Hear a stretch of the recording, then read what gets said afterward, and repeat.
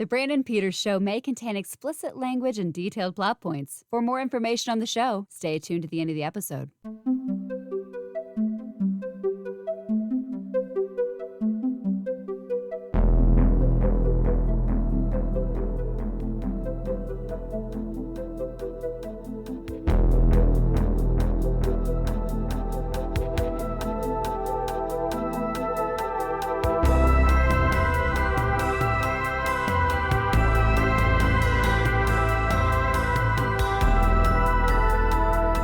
And now, here's Brandon.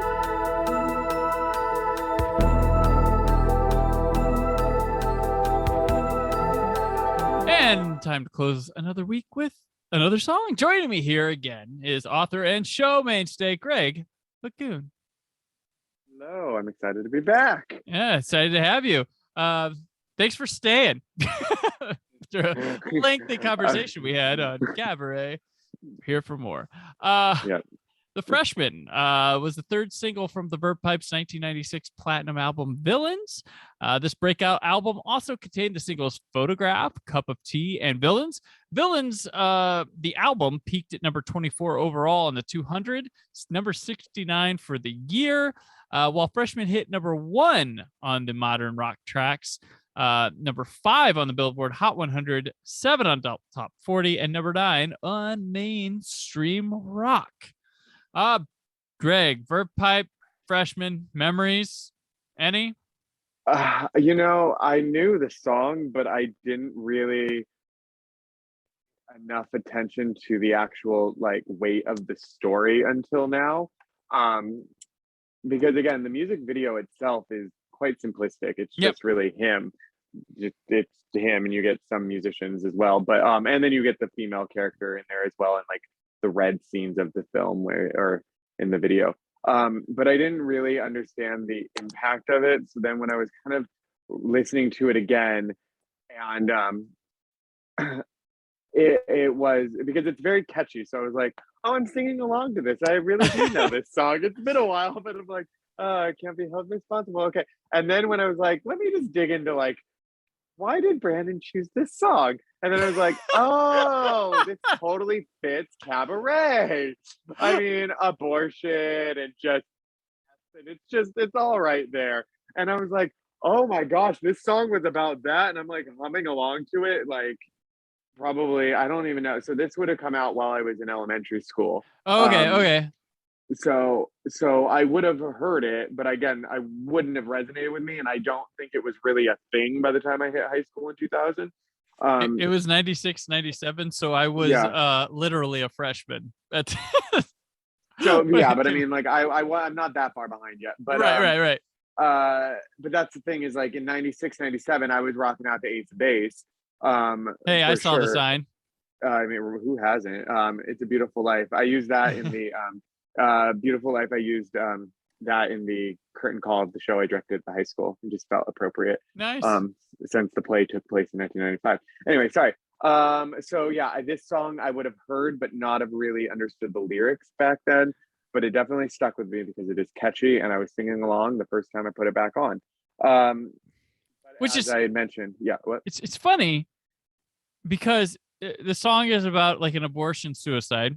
I have what the singer Brian Vander Ark says about it. We'll get to that, but talking about oh, that's what this is about, or I was singing along about it. The fourth American Pie film, American Reunion, utilized this song at the reunion as, I believe, something. I only saw that movie once, but Jason Biggs, Allison Hannigan, they're married or whatever. They get in this big fight in the middle of it, and they're finding each other and making up. Happens at the reunion to this song playing, and I'm like, is this a first dance at a wedding to Every Breath You Take moment here? Because I know the song sounds nice, pretty, probably instrumentally and stuff fits a mood, but do you know what you're putting out there right now, right? I did not even realize that. Really off. Yeah. Yeah. Oh yeah, I didn't even think about that connection. And now I really want to go rewatch that scene in American like Reunion. I do have a listeners, or if any of my former guests there, I do have a project I'd like to do where I would like to have 3 female guests, podcasters, writers, or whatever, and watch the American Pie film, not the straight to video ones, but the others, just to see that perspective with that and my going back, going, oh, I watched these and enjoyed them. I did too, and like when our interests in things are definitely differ as well. Yeah. And I watched them and enjoyed them for whatever reason I did. I owned them on DVD when they came out. So Well, I American remember Pie, yeah. I worked at Circuit City when American Pie 2 came out on DVD, and that was sold like, and it was mostly girls coming in and buying it.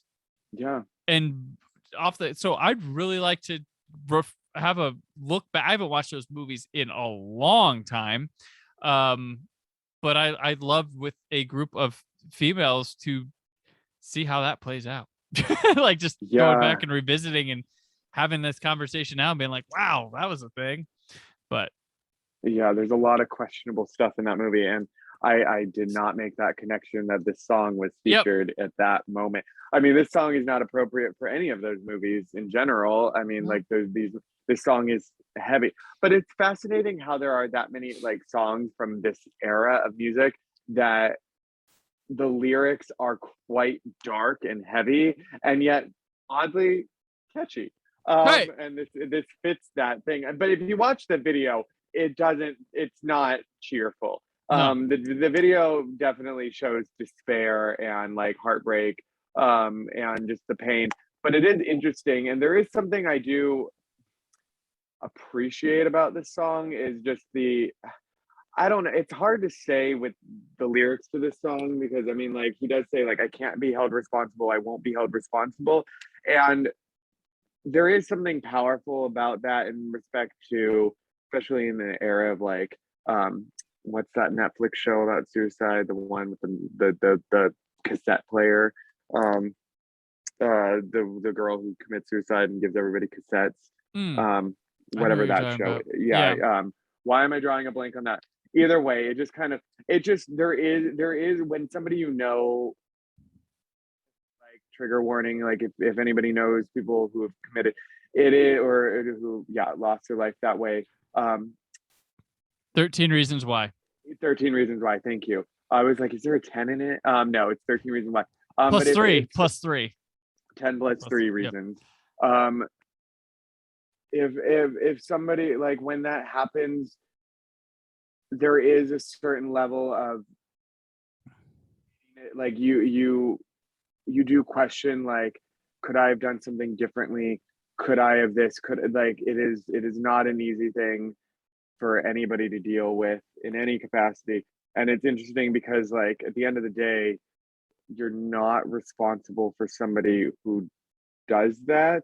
And it's a really hard thing to like grasp and realize, because you don't want to like believe that either, but then you also don't want to like feel responsible for it too, but then you feel like if it happens then it would. So the fact that he like that line multiple times, like, I won't, like, I can't be held responsible, I won't be, but it really kind of feels like a little like knife in you after, where it's like she fell in love in the first place. It's like, oh dude, like, don't go there. It's kind of bold to take that perspective too.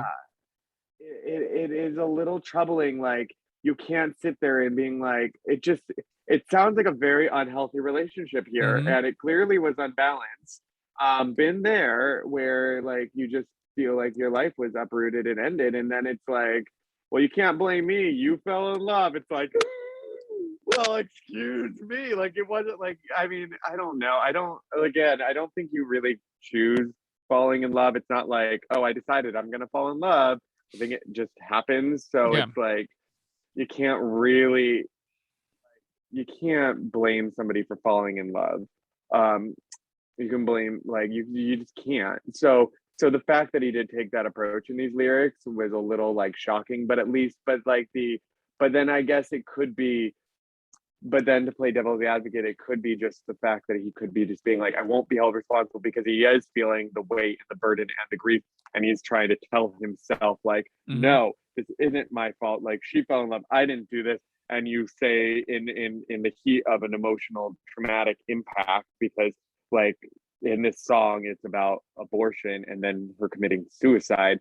So like, that's a lot of trauma, not just for the person who experienced it, but for those in that person's life and to have had that connection. So he lost not only a child, but he also, or not a child, but he lost the potential of a child, and he lost somebody that he was in a relationship with. There's a lot to unpack there and a lot to deal with and a lot of grief that goes into it. Even if you didn't necessarily love that person, you care. So he could just be like talking things through his head, but it kind of rubbed me the wrong way of this she fell in love in the first place, because I just feel like that's just a very just gaslighty thing to say, of just like, oh, I don't know what to tell you, like, I wanted to keep it casual, but you fell in love. Like, it just a little overwhelming. So that was a odd lyric for me. But then the video makes you seem like he's really grief stricken more, so it could be just him talking himself into it, but out of context it really is just not the most healthy of line choices. Right. Well, he says, he said it's for the most part a made up story, which most of my songs are. These are stories that I come up with, and I do characters. Part of the story was true in the fact that I had gone out with a girl, and my buddy had gone out with her after I went out with her, and then I went out with her again, cabaret. And then she ended up getting pregnant and having an abortion. But from there, there's poetic license that happens and makes the story more dramatic. A neophyte writer that I ended up having her commit suicide, and that never happened. So some truth to this story. Kind of great. There's 4 versions of this song. There was an acoustic version that appeared on their first EP called I've Suffered a Head Injury in 1992. It's a little more upbeat sounding. I was like, ooh, cool. A broken down acoustic version. I was like, oh, this is kind of a little more upbeat. Then there's an album version that was on Villains, and it's slower than this. Oh, interesting. And just doesn't quite work. But then there's the single version for radio, which they would repress Villains and put this version on. That's the version we know. Then there's also a slightly modified single version for radio with changes to the final line of the second verse. I think they take out one of the stop a baby's breath things or something. Slight line changes. But yeah, so this song went through an evolution before it got to what maybe it's because it's the way I've heard it. I had Villains, but I think I got one with this version on it, which I didn't buy, but I bought this because for some reason, the Verve Pipe came through my town a bunch early on. With I remember Photograph was a song, but my radio station played them out the goddamn wazoo, and I was like, quit trying to make the Verve Pipe happen.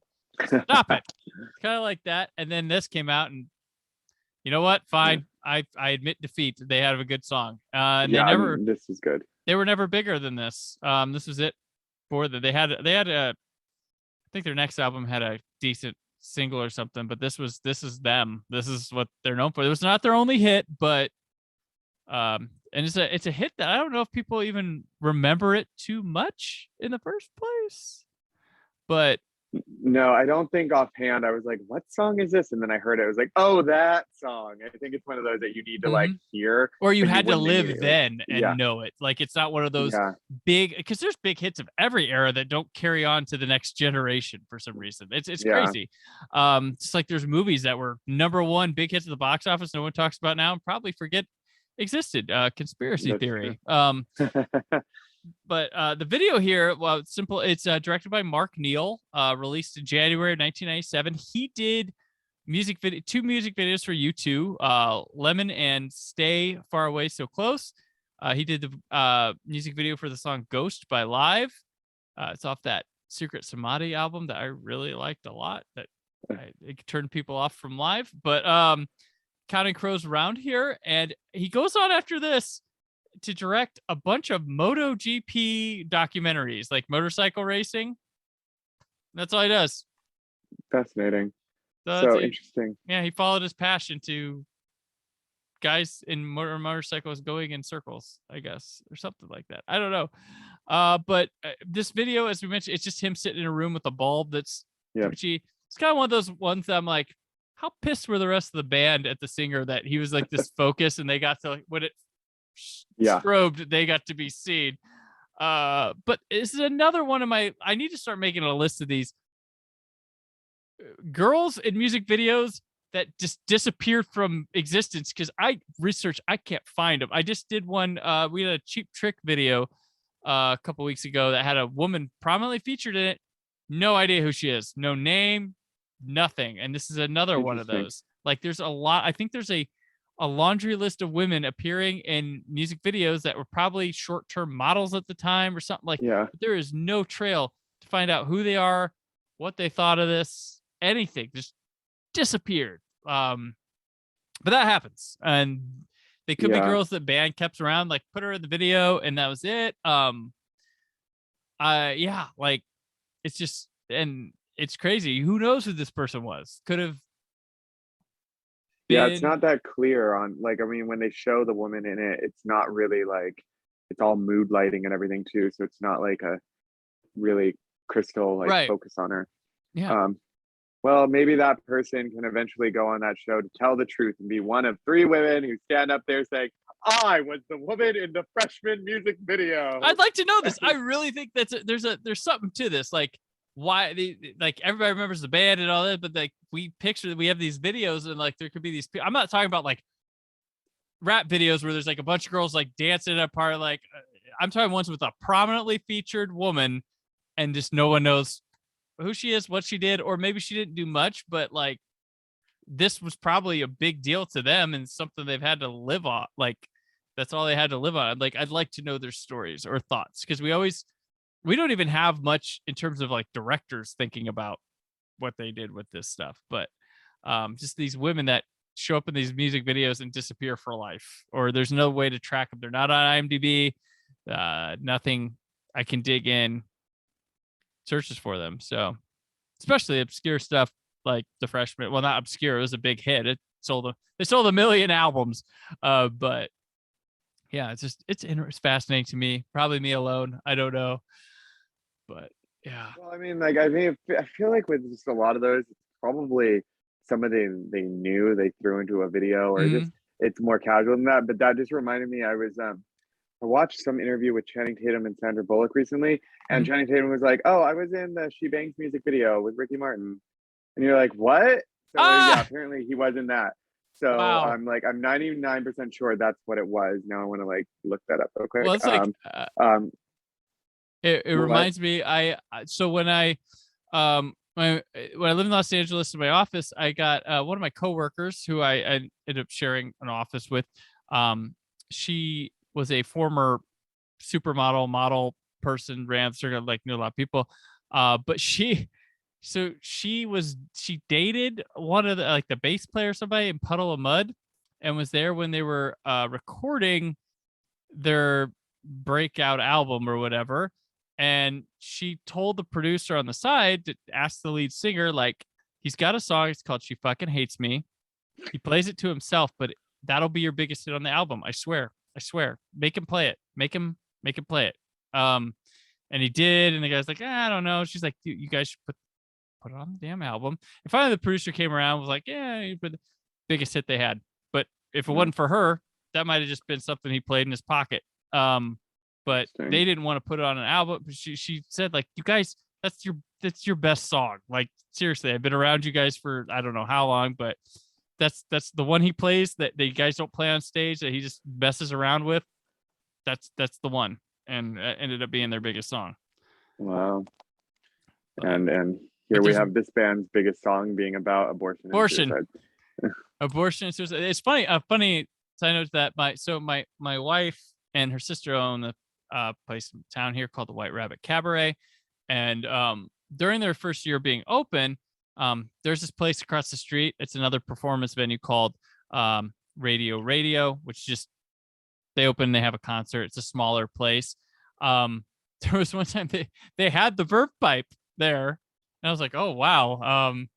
It probably would seat like it's probably got a capacity of like 150 to 175 type building. And like they came, started their show at 8. They were out by 9. Like it was done. Verve Pipe was done. I was like, it was the actual Verve Pipe because we went, because you could hear it across the street. And I was like, oh, I heard the Freshmen. I heard Photograph, but you could hear it. They decided like they weren't, I think they were trying to like hold off, like the time says 8 o'clock, but they're going to hold off to like 9. But the guy there, it was like, it's like, just it's not going to fill up anymore. Just go on. Just go. So, but it's kind of funny. Like that's where they were playing now. But, and a couple of years later that my wife's place would have Sixpence None the Richer there. The actual, like, is it the actual one? It was. But it's crazy where they play now and stuff. But these like, it's kind of, it's sad for them that they can't play bigger places, but it's cool if you're like a fan, you can see it in such an intimate capacity. But yeah, so the Verve Pipe, I once heard them from across the street past their prime, circa 20. I think this was like 2010.